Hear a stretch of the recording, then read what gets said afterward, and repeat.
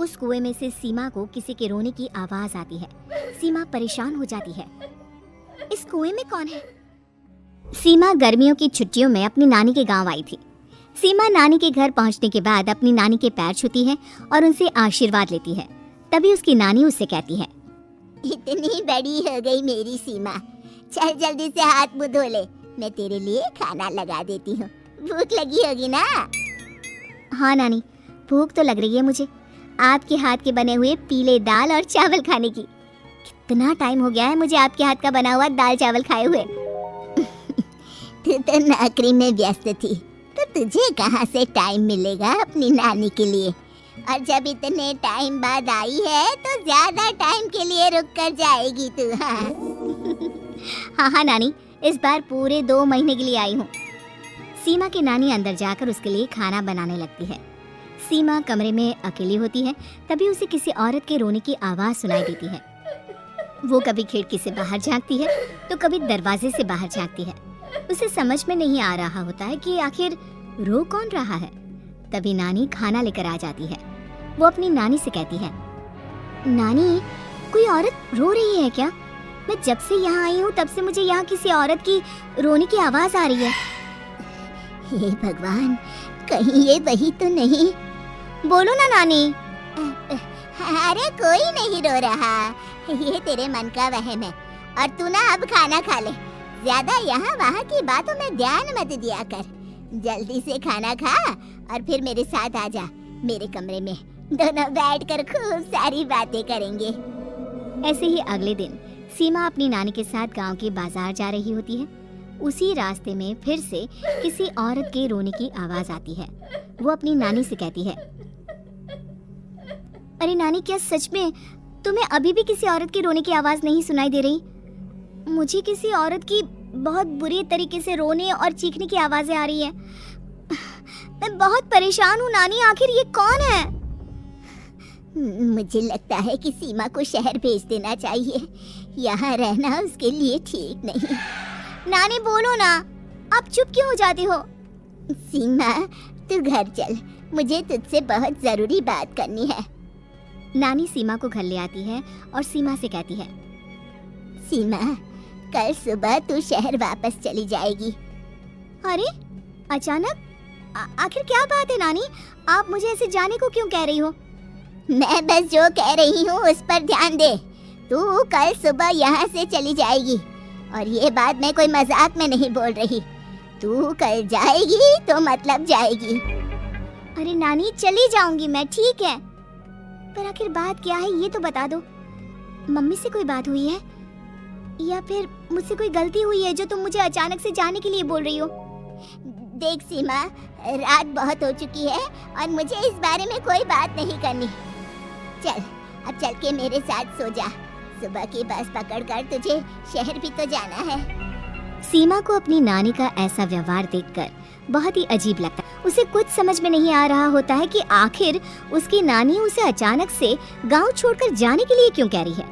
ये सारी बातें सोचते सोचते सीमा की आंख लग जाती है और वो अपनी नानी के साथ सो जाती है।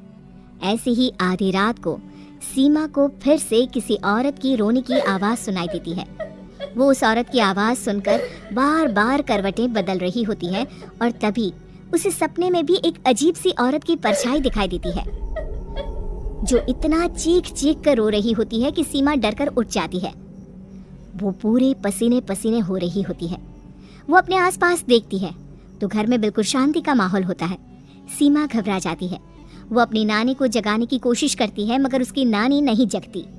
सीमा को फिर से उस औरत की रोने की आवाज सुनाई देती है। आखिरकार सीमा अपने आप को रोक नहीं पाती और वो घर का दरवाजा खोलकर बाहर निकलती है। आखिर ये माजरा क्या है, आज तो मैं पता करके रहूंगी। अब आवाज का पीछा करते हुए सीमा आधी रात को गांव के चौपाल के पास बने कुएं के पास पहुंच जाती है, जहां कुएं की चारों ओर बेड़ियां लगी होती हैं।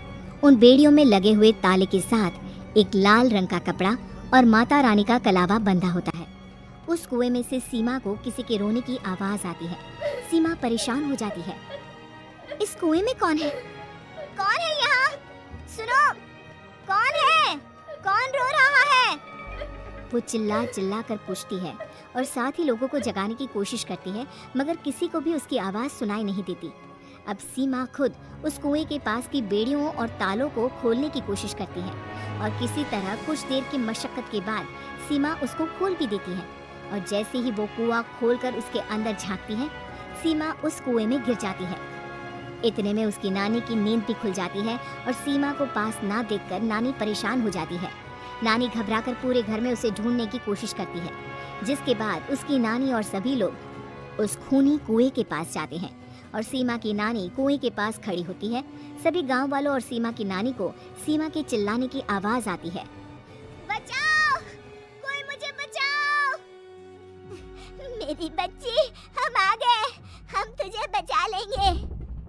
नानी, मुझे यहाँ बहुत डर लग रहा है। यहाँ इंसान की कटी हुई मुंडिया, हाथ, पैर और कंकाल है और खून भी है। नानी, मुझे डर लग रहा है। आप सब मेरी मदद कीजिए, नहीं तो ये खूनी कुआं मेरी बच्ची को भी खा जाएगा। अरे मुझे तो ये समझ में नहीं आ रहा कि आखिर इस खूनी कुएं को खोला किसने। सालों पहले इसको इतनी मुश्किलों के बाद तांत्रिक बाबा ने बंद किया था। अरे पूरा गांव खूनी कुएं के बारे में अच्छे से जानता है, तो कोई भी जानबूझकर तो ऐसा करेगा नहीं। मतलब किसी ने अनजाने में इसे खोल दिया है भैया।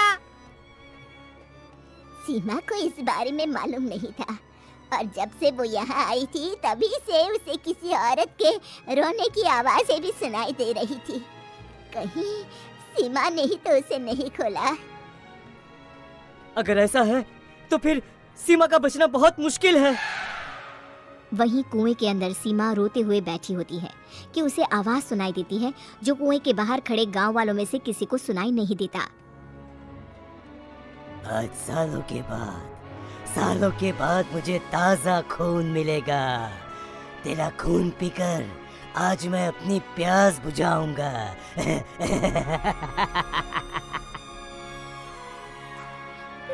कौन है? कौन है? मत मारो प्लीज, मुझे जाने दो प्लीज। मैंने किसी का क्या बिगाड़ा है? वो तुझे मरने के बाद पता चल ही जाएगा।